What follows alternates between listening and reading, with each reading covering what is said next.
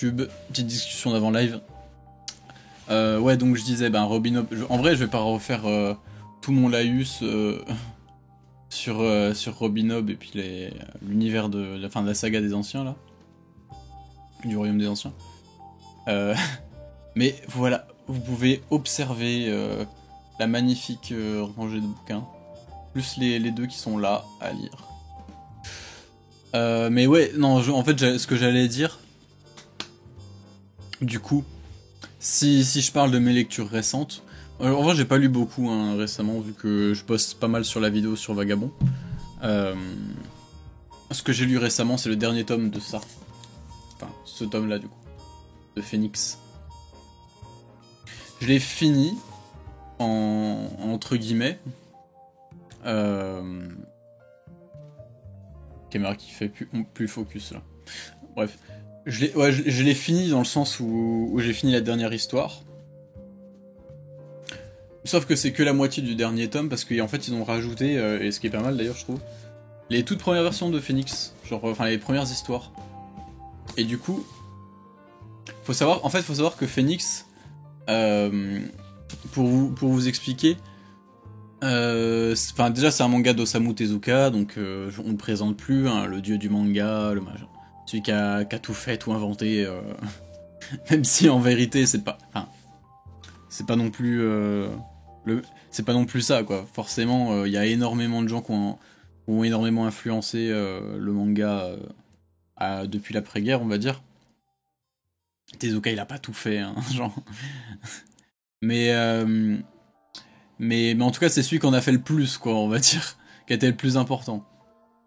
Et du coup, Phoenix, c'est un manga particulier parce que c'est un peu le manga de sa vie, tu vois, c'est un peu son manga phare. Pour moi, c'est pas son meilleur, honnêtement. J'ai pas trouvé ça meilleur que Les Trois Adolphes et La Vie de Bouddha, qui pour moi sont vraiment les deux meilleurs de Tezuka. Mais c'est vraiment l'œuvre qui lui tenait le plus à cœur et qui l'a accompagné en fait tout au long de sa carrière. Parce qu'officiellement, le Phoenix originel, non pas originel, officiel, il commence sa publication en 1968 et la termine en 1988, à la mort de Tezuka parce que, il a terminé la dernière histoire qu'il a pu raconter juste avant sa mort. Donc quand même un truc sur 20 ans, mais ce qui est souvent interrompu, tu vois, genre il en a écrit beaucoup dans la fin des années 60, début des années 70. Après il a fait une longue pause, il en a écrit un vers 75-76. Après il a dû en faire un début des années 80, puis le dernier il a écrit de 86 à 88, donc vraiment dans les dernières années de sa vie, quoi. Mais c'est pas tout, parce que comme j'ai dit, là-dedans il y a des trucs. C'est un manga qui en fait il avait déjà commencé avant. Et là en fait ce qu'il nous donne dans cette édition là, c'est merde non c'est dans l'autre sens. Non c'était dans le bon sens. C'est les versions qu'il a sorties au tout début. Et genre ça a été dessiné dans les années 50. Et du coup forcément il y a eu plein de changements depuis hein, parce que dans les années 50 ça s'adressait vraiment à un public très jeune et tout. Donc je pense que j'ai pas lu encore, mais à mon avis c'est beaucoup plus goofy, beaucoup plus enfantin. Et mais du coup c'est assez intéressant parce que ça témoigne vraiment de toute l'évolution du manga et tu vois qu'il y a vraiment, c'était pas du tout aussi super sophistiqué, tu vois. Rien qu'en termes de découpage, tu prends les trucs des années 50, c'est vraiment très basique quoi. C'est genre ça. C'est genre des cases qui s'enchaînent et tout. Sans que ça soit... c'est très très classique. Même si tu vois déjà qu'il y a un peu de... il y a quand même des... Pas non plus un enchaînement de trucs fixes. Mais du coup, ouais, c'est quand même intéressant, tu vois, que ça... tu sens que ça a quand même bien évolué de par le temps, surtout quand tu compares avec ce que tu viens de lire juste avant. Ou... qui date du coup des années 80 et où du coup t'as vraiment une créativité en termes de découpage qui est beaucoup plus poussée quoi. pas si j'ai des exemples de... Je fouille un peu, mais... Oui, bon, après, enfin, des exemples, il y en a toujours, tu vois, mais... Ce genre de... Ce genre de truc. Des pages comme ça, il n'y en avait pas au début, tu vois. Enfin, je parle surtout de celle-là. Enfin, c'est un exemple tout bête, hein, mais voilà. Donc j'ai lu ça. Faut encore que je lise du coup la partie des années 50. Mais en vrai, c'est pas forcément ultra important, c'est surtout pour la culture, quoi, pour voir à peu près à quoi ça ressemblait à l'époque. Et c'est marrant, il y a beaucoup de pages couleurs, hein. À l'époque, il dessinait vraiment qu'en noir et... Enfin, il dessinait beaucoup de noir et blanc. Genre la base... En fait, la base des mangas, pourquoi c'est en noir et blanc, c'est parce que à l'après-guerre, ça coûtait beaucoup trop cher de faire de la couleur, quoi. Même l'encre, elle coûtait cher, du coup, il y a un côté très simpliste dans les dessins parce que en fait, ils étaient tellement pauvres qu'ils économisaient de l'encre. Et donc t'as pas vraiment beaucoup d'aplats de noir et tout, vraiment dans les tout premiers mangas. Il y en a même qui sont, comment qui ont une encre violette. Parce qu'il y a des... Enfin, comment quand tu regardes des planches originales, des fois l'encre elle est violette et tout, parce qu'en en gros il y avait un type d'encre un peu violette et tout qui coûtait moins cher à l'époque. Et du coup ils utilisaient ça. C'était vraiment la Hess, hein. Sauf qu'on voit, on voit quand même que Tezuka dans... Parce que c'était plutôt la fin des années 50 je crois. C'était déjà 56, 57, un truc comme ça, ses tout premiers jets sur Phoenix. Et tu vois qu'il utilisait quand même beaucoup de pages couleurs et tout, donc tu sens que... Bon déjà après c'était Tezuka, il avait déjà un peu de succès dans le milieu, tu vois. Mais tu sens que le pays se reconstruit, que bah, y a un peu plus de thunes et que du coup ça met de la couleur, quoi.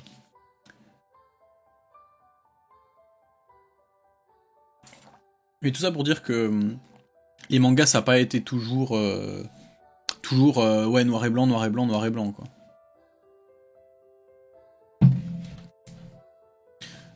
Au final le noir et blanc c'est presque plus moderne que... Enfin, moderne non, parce que d'un autre côté, il y en a pas beaucoup dans les années... Dans les mangas que je connais des années 70, il y en a pas énormément. Donc je pense que c'était vraiment le tout début du manga, c'est dans les années 50 où un peu tout le monde testait des trucs et ils se sont dit bah tiens on va faire un peu de couleur, quoi. Et après peut-être que le noir et blanc s'est imposé en se disant ben ça va plus vite à dessiner, ça coûte moins cher à imprimer, donc c'est plus rentable, et puis voilà, quoi. Ah bah c'est sûr que c'est plus facile d'être dynamique en noir et blanc, mais d'un autre côté, la BD c'est pas forcément que du dynamisme, hein. Tu vois, genre, tu peux faire énormément de choses avec la couleur.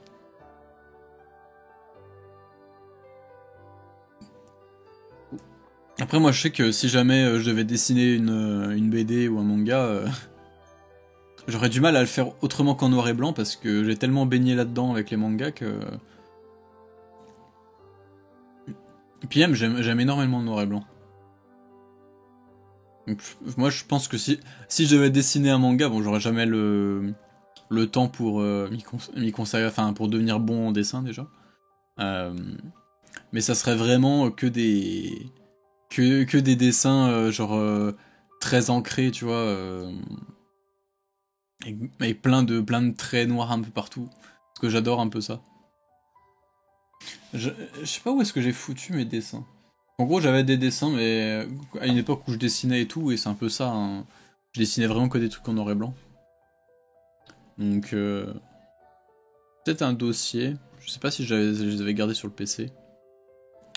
Euh, Dessin. Ah oui, peut-être.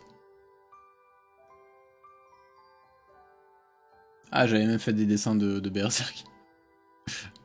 Attendez.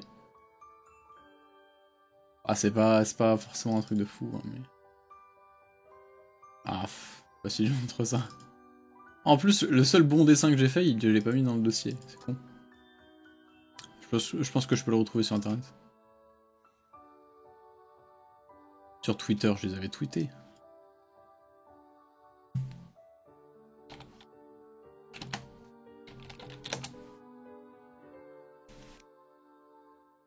La BD en couleur préférée, c'est elle. En vrai, non. Mais oui, après, oui, j'aime beaucoup Helper, mais... Non, c'est pas quand même ma préférée.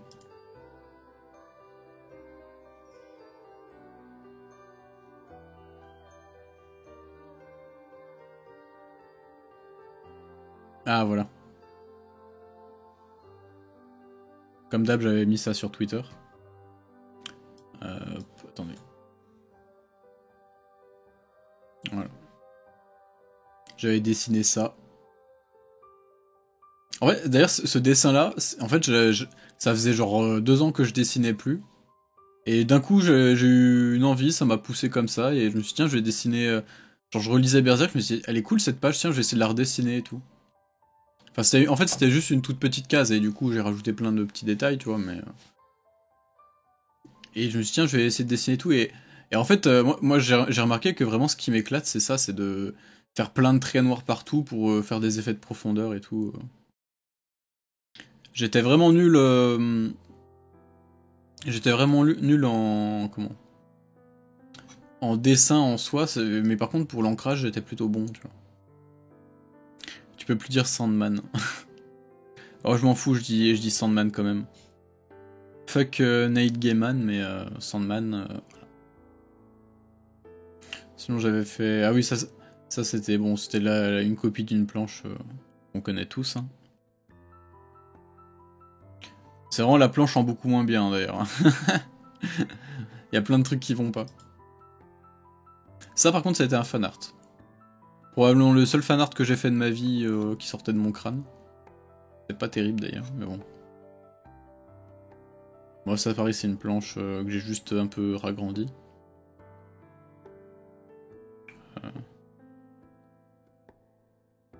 C'est vrai que, en vrai, j'étais un peu con de dessiner du Berserk, hein, parce que c'est pas forcément le plus simple.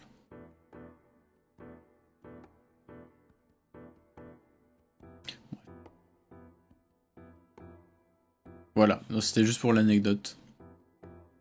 J'ai pas dessiné que du Berserk, hein, je dessinais plein d'autres trucs, mais j'étais pas très doué en fait. J'étais bon pour copier quoi, mais pour dessiner en soi. Ouais, j'étais pas très doué. Vraiment, moi, ce que j'aimais beaucoup, c'était l'ancrage quoi. Et vraiment gribouiller, tu vois, prendre mes petits encres noires et en faire des traits partout.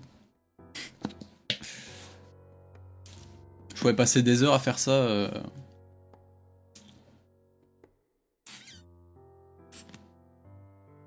Et ça se voit de fou.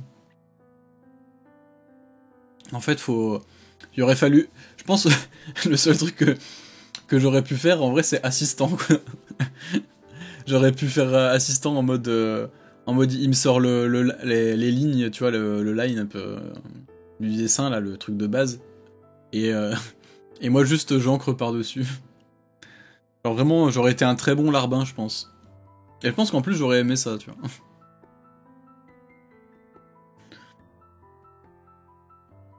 Le problème, c'est que ce que j'aurais aussi aimé, c'est créer les scénarios, quoi. Donc,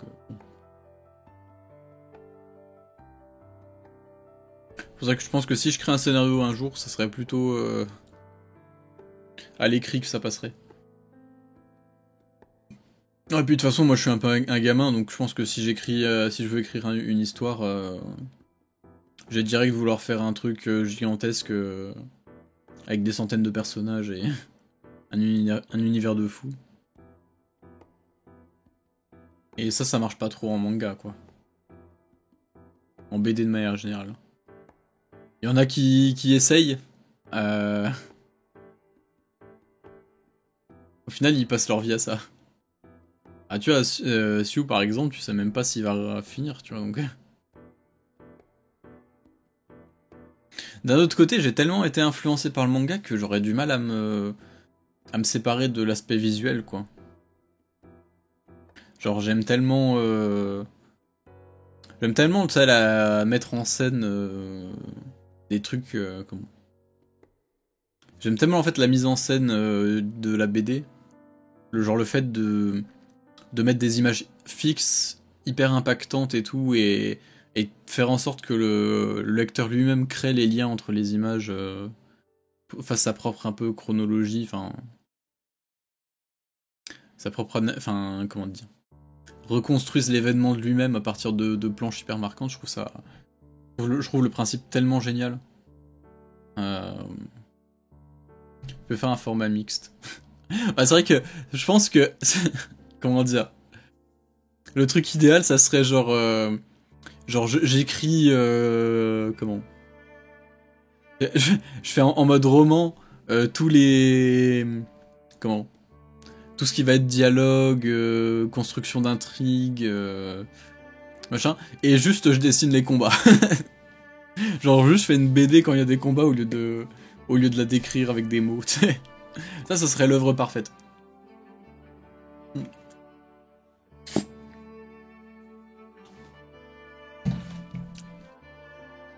En animation aussi, j'aimerais bien.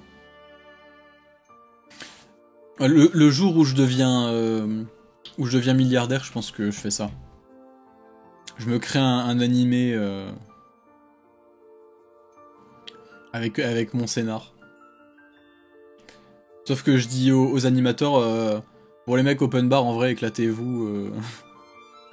Alors je leur donne un scénar et puis je leur dis, bon, vous respectez à peu près ça, mais faites-vous plaisir.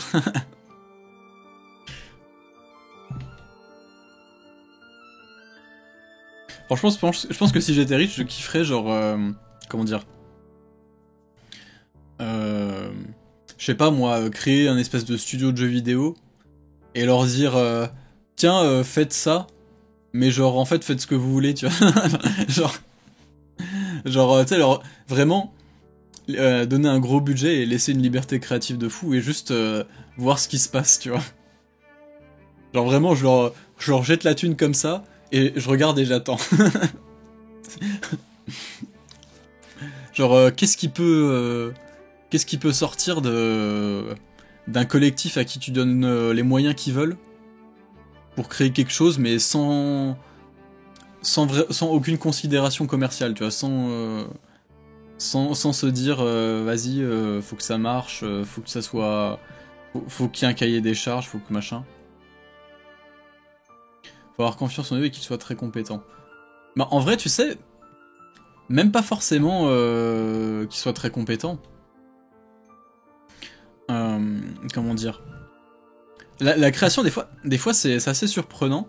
Des fois, t'as des types, surtout quand c'est en groupe, hein, t'as des types qui ont rien de particulier en soi, tu vois, qui ont jamais fait des trucs de fou. Et juste, en fait, tu les mets dans de bonnes conditions, tu les laisses mariner entre eux, et ils te sortent des trucs complètement fous, quoi. Juste parce que, ben, ils sont entre eux, ils discutent, et au final, à force de discussion, de prise de risque, de machin, tu te retrouves avec des trucs de fou, des fois. Hein. Et c'est pour ça que souvent, t'as des mecs, genre, qui te sortent des trucs de fou et qui font jamais plus rien d'autre derrière, tu vois. Ou des trucs un peu mid. Mais puis même de manière générale, les artistes individuels, c'est souvent ça aussi. Hein. Il y en a des fois, ils te pondent un chef-d'œuvre de fou. Et après, tout le reste de leur carrière, ils sont mid. Ils font des trucs sympas sans plus, ou quoi. Juste parce que, ben, là, ils avaient le truc, tu vois. Là, ils avaient quelque chose qui fait que, ben, je sais pas, ils étaient touchés par la grâce et hop, ils ont pondu un truc de fou.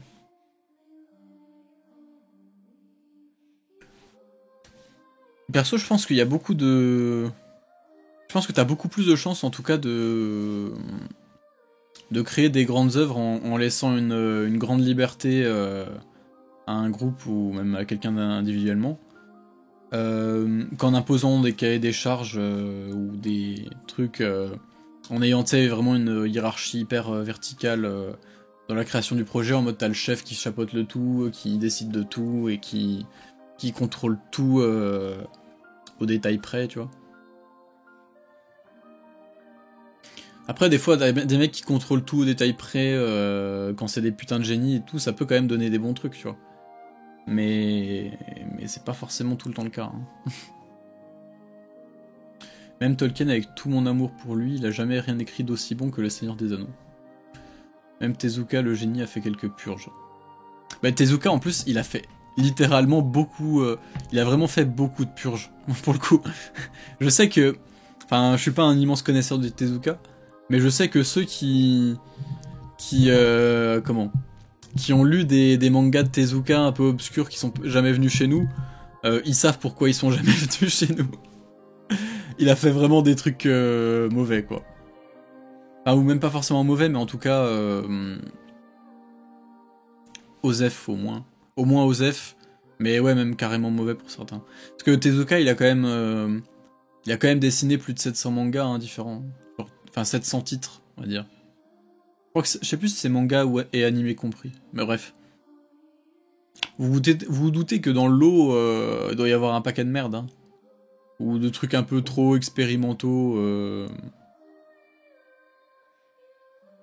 un peu bizarres, tu vois. Ou juste ils faisaient des tests.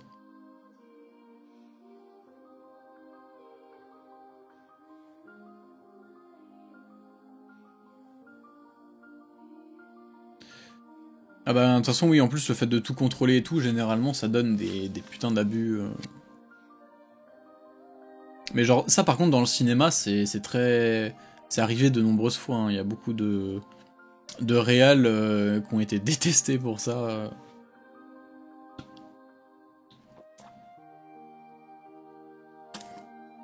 Mais en plus ça c'est un... Tu vois, on pourrait lancer Sosa là-dessus, hein. C'est genre de débat éternel au cinéma en mode...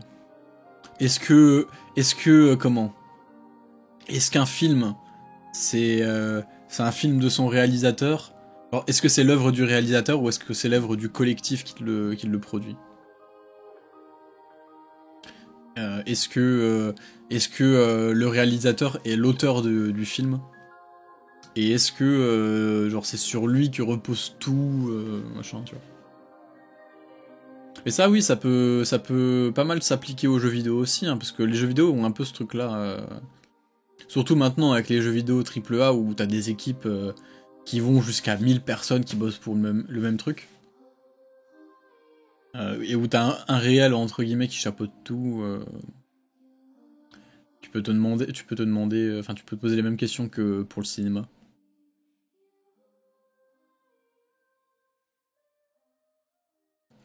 J'ai remarqué que pour qu'une équipe soit autonome sans hiérarchie, il faut vraiment qu'ils soient tous motivés et déter à faire le truc. Bah, généralement oui, en fait c'est ça le truc, c'est que ça marche bien dans les petites équipes, tu vois. Et, euh, et en vrai, je pense que c'est pour ça que aussi, hein, que dans le jeu vidéo, par exemple, très clairement, les meilleurs jeux vidéo, les plus créatifs, etc. des dernières années, à quelques exceptions près, bah c'est des jeux indés. Parce que, enfin, des jeux indés. Le qualitif indépendant, pareil, on peut en discuter, tu vois. Mais en tout cas, je veux dire par là des jeux faits par des jeux à très petit budget faits par une équipe assez serrée, tu vois, assez restrictive, euh, assez restreinte, pardon. Bah typiquement, je sais pas, tu prends Hollow Knight, bah y a 3 mecs qui ont fait le truc, tu vois, qui étaient juste giga déter, qui bossaient à fond dessus et tout, et ça a donné un putain de truc, quoi. Mais des exemples comme ça, il y en a énormément. Surtout que perso, je connais pas trop. Pas un immense connaisseur des jeux, du jeu vidéo, tu vois, mais. Je sais pas, quand je regarde des vidéos sur le jeu vidéo qui mettent en avant des jeux. Comment dire? Qui ont vraiment des propositions intéressantes, qui innovent, etc. À chaque fois, c'est systématiquement des jeux indés, parce que. Ben, de toute façon, les jeux AAA, ça coûte tellement cher à produire que les investisseurs ils flippent tellement de pas être rentables que juste ben, ils appliquent ce qui marche déjà. Euh, un peu comme le fait Hollywood avec ses propres films. Hein. Sauf que du coup, ben, le truc ça devient tout le temps la même chose et puis ça va finir tôt ou tard par s'écrouler. Je veux dire, c'est un peu comme les Marvel qui marchent plus parce que au bout de 25 films identiques, les gens se rendent compte qu'on se fout un peu de leur gueule.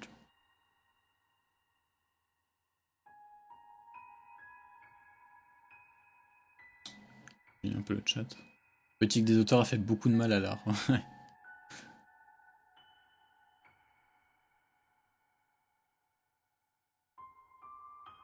Mine de rien, indé maintenant ça fait des équipes qui sont de la taille de gros jeux cultes d'il y a 20 ans.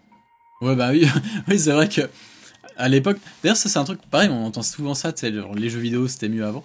Je pense que ça tient aussi beaucoup dans le fait que les équipes étaient plus restreintes. Hein. Que les jeux étaient produits plus vite, à plus bas coût, il y avait plus de prise de risque qui était possible. Donc forcément il y a tout ça qui joue.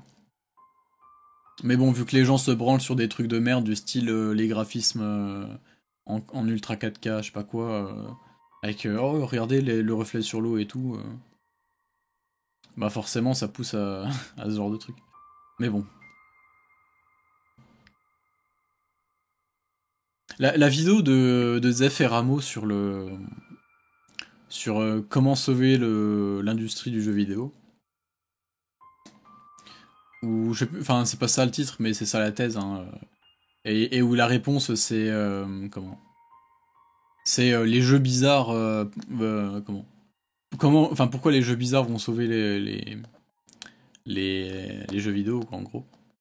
C'est vraiment, ça va vraiment dans cette idée là qu'en fait si on veut sauver le jeu vidéo, ben faut commencer par arrêter le polish, la qualité, le fait d'avoir un rendu impeccable et tout, le fait en fait de soigner une forme jusqu'à l'extrême, jusqu'à ce que ça devienne limite comment enfin genre c'est limite maniaque quoi, genre comment dire, genre tu vois dans Red Dead Redemption 2, est-ce qu'on avait besoin que les couilles du cheval rétrécissent quand il fait froid? Pose la question, tu vois. Si ça a demandé une équipe de 10 personnes qui a bossé 2 semaines là-dessus, c'est un peu débile. Là, c'est un exemple un peu extrême, mais de manière générale, est-ce qu'on a vraiment besoin d'avoir des jeux qui ont un immense open world, avec des graphismes réalistes, qui prennent des années à faire et tout, pour être impactés par le jeu? Bah en fait, tous les jeux indés nous prouvent que non. Je veux dire, honnêtement, moi, les gens qui me diraient qu'ils ont passé un meilleur moment sur je sais pas quel Assassin's Creed qui est sorti récemment, qui est juste la même chose que le précédent, qui est lui-même la même chose que le précédent, par rapport à je sais pas, un Hollow Knight ou enfin je sais pas, n'importe quel jeu indé et tout. Moi je trouverais que ce mec est un peu bizarre quoi. Parce que en fait c'est un peu les AAA maintenant c'est un peu des belles coquilles vides quoi, mais c'est tout. Ok t'as une map avec plein de trucs à faire dessus, mais les trucs sont OSEF. Ok t'as des beaux graphismes, mais en soi est-ce qu'on en a quelque chose à foutre du photoréalisme, tu vois, genre ça fait des années qu'on a compris que qu'en peinture le réalisme ça avait aucun intérêt quoi. Enfin, ou ça avait un intérêt, mais pour d'autres raisons que le fait que ça ressemble au réel, quoi. Bref. Et le link, t'es pas d'accord. Bah, de toute façon, tous les Souls, perso, moi je suis un énorme fan, hein, donc oui, en effet, From Software, je suis content qu'ils existent, en termes de gros jeux, etc. Mais d'un autre côté, quel est le meilleur jeu de From Software? C'est un jeu qui lag, qui est bloqué à 30 FPS, qui lag, et puis qui est pas forcément giga... Enfin, en termes de technique pure, qui est pas ouf. C'est Bloodborne. Genre... Je pense que Bloodborne, c'est pas le jeu qui a été le plus polish du monde, tu vois. Mais... comment? Et je sais pas si je devais mettre un jeu en deuxième, ça serait sûrement Dark Souls 1. Parce qu'en fait, tu vois, genre Bloodborne, sa force, c'était surtout sa DA, sa direction artistique, tu vois, genre...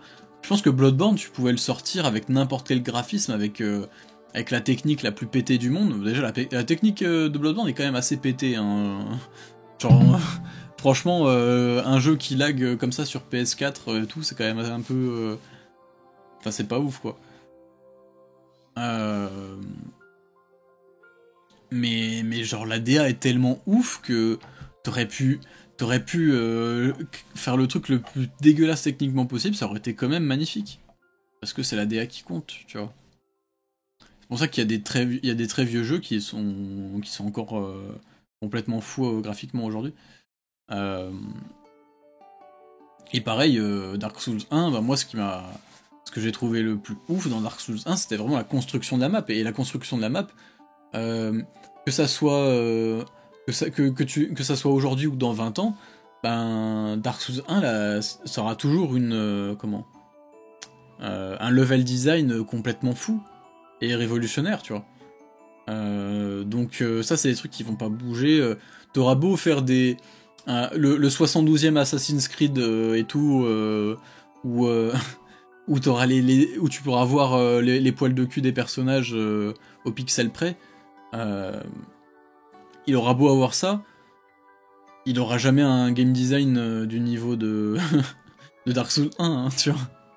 Et le jeu sera moins bien donc forcément. C'est-à-dire, on s'est trop branlé avec les graphismes. Il y a toujours eu ce fantasme qu'on a toujours quand t'as un art qui est naissant en fait, de copie du réel, de vraiment se dire bah on va se rapprocher de la réalité, enfin en copiant de façon réaliste et tout. Sauf que ben quand l'art mature, tu te rends compte qu'en fait tout le monde s'en branle de ça. Enfin, ça a aucun intérêt en fait. C'est pour ça que la peinture, quand il y a eu la photo, ils se sont rendus compte, tout le monde était là, la photo va tuer la peinture. Au final, ça l'a fait renaître, parce que grâce à la photo, les gens se sont rendus compte que le réalisme, on s'en foutait un peu, et qu'en fait, c'était la représentation... que l'intérêt de la peinture, c'était de représenter des choses de façon unique, quoi. Et pas juste de copier le réel. Parce que quel intérêt de copier le réel? Il existe déjà. Enfin bref. Je vais remonter un peu le chat. C'est pas de la nostalgie, je sais pas à quoi tu fais référence, mais si tu parles de Bloodborne... non, c'en est pas, parce que de toute façon Bloodborne, j'ai découvert... Moi j'ai découvert les Souls un peu sur le tard, hein, genre vers 2018, un truc comme ça. 2019. Donc je serais pas déjà nostalgique, je pense. Puis en plus, je suis pas le seul à dire que Bloodborne c'est le meilleur des Souls, hein, d'ailleurs. Genre vraiment, je crois que c'est l'avis vraiment majoritaire des gens qui ont joué à Bloodborne. À chaque fois que je connais des types qui jouent à Bloodborne, ils finissent obsédés par ce jeu, c'est un truc de fou. Enfin, c'est surtout ça, c'est qu'ils y retournent tout le temps, genre.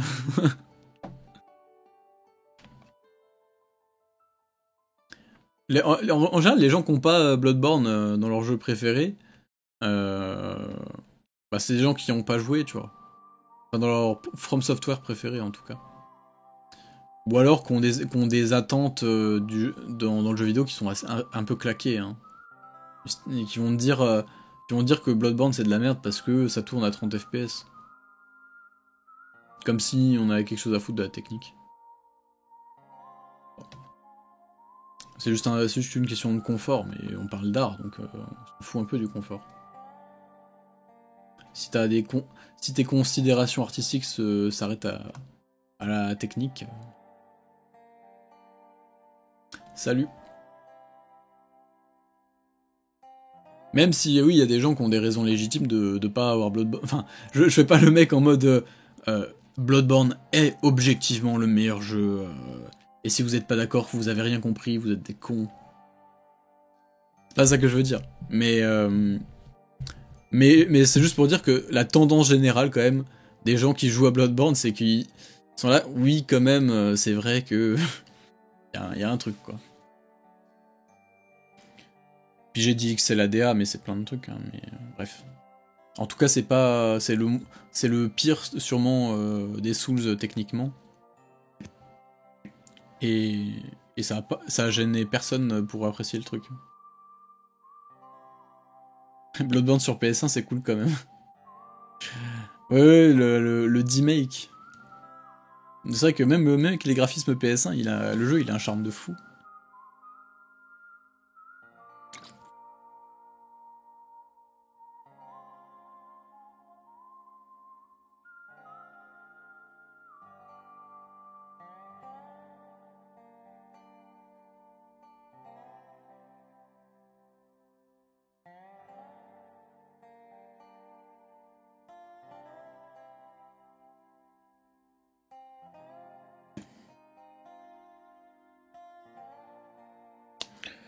Enfin bref.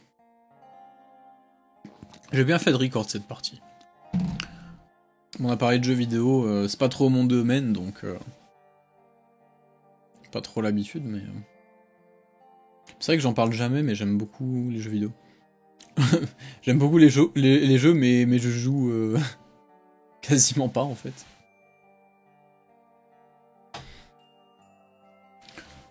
Enfin bon.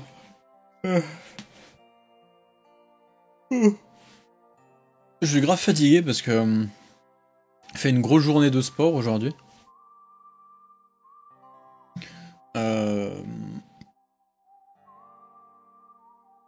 J'ai regardé combien j'ai dépensé, par curiosité. Calories. Alors j'en suis à... Sachant que ça prend en compte aussi les calories que tu dépenses au quotidien. Parce que... comment? Parce que voilà, quand tu regardes... Quand tu veux savoir tes calories dépensées, t'as quand même une base de calories que tu dépenses tous les jours. Parce que bah, tu fais un tel poids que tu vois, ton corps il en a besoin pour tourner, quoi. Et en gros, aujourd'hui, j'ai pas encore fini la journée, donc forcément, il me reste encore les calories que je vais dépenser sur le live, par exemple. Donc on peut en rajouter ouais, encore 200. Et je suis à 4750 calories. En gros, aujourd'hui, j'avais dépensé à peu près 5000 calories. Ah, c'est parce qu'en gros, ce matin, j'ai fait un footing de ouais, 40 minutes, on va dire. Et cet après-midi, j'ai fait un peu moins de 4 heures de vélo. Mais avec beaucoup d'intensité, quasiment à fond, et ça pique. Quand tu fous de l'intensité en vélo pendant presque 4 heures, t'en peux plus. Là, franchement, j'ai pas de jambes, et c'est pour ça que je suis claqué, là, donc... Donc, tout ça pour dire... On va peut-être commencer à lire Chainsaw Man. Ah, d'ailleurs, pour l'anecdote, la sortie vélo que j'ai fait, on a fait pile poil 100 km. Genre, j'ai 100,1.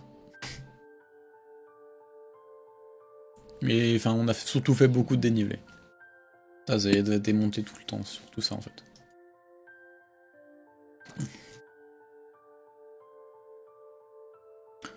Bref.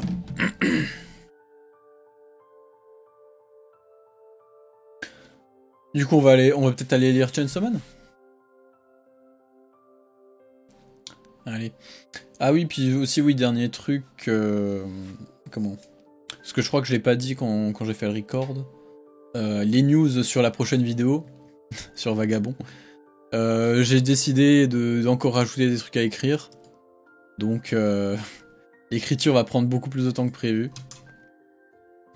Je suis pas sûr de pouvoir terminer avant la fin du mois. Et du coup, comment? Bah du coup, si je termine pas avant la fin du mois, vu qu'après je pars 3 semaines à Montpellier pour les cours, et que je vais pas prendre mon gros PC, genre la tour et tout, moi je pourrais pas faire de montage, donc je pourrais pas faire le montage avant juin. Donc la vidéo sortira courant juin. Donc voilà. Et en vrai, c'est probablement ça qui va se passer, quoi. Peut-être que si d'un coup je me bouge et que toutes les idées s'enchaînent et tout, je peux l'écrire rapidement et qu'ensuite je peux faire le montage en vitesse et tout en faisant quelques nuits blanches et tout, mais je sais pas Je sais pas si j'aurai la foi. Surtout que oui, on va se diriger vers une très grosse vidéo du coup. Plus d'1 heure, ça c'est sûr. Et en vrai, quand je pense à ce qui me reste à écrire, peut-être... Enfin, je pense qu'en gros, elle fera au maximum 1h30. Donc il y a moyen que ça devienne la vidéo la plus longue de la chaîne. Ouais, elle vous a dit que ça allait être quelque chose. Donc si je me retrouve avec une vidéo d'1h30 à monter, ça va avoir du mal à faire ça en une semaine. Donc,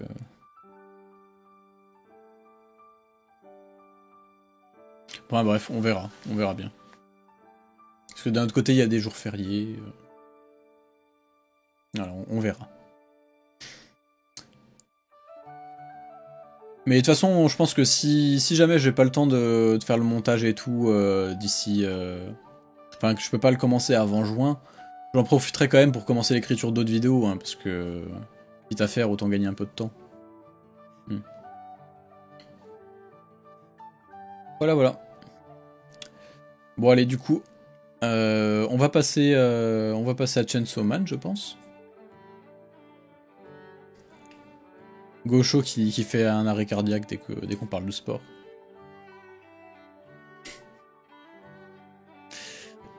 Allez. Bah du coup, au revoir YouTube pour cette partie de la rediff. On passe à la lecture de Chainsaw Man, qui de toute façon risque pas d'être... si c'est comme d'habitude, ça risque pas d'être excessivement long. On verra bien. Allez, salut.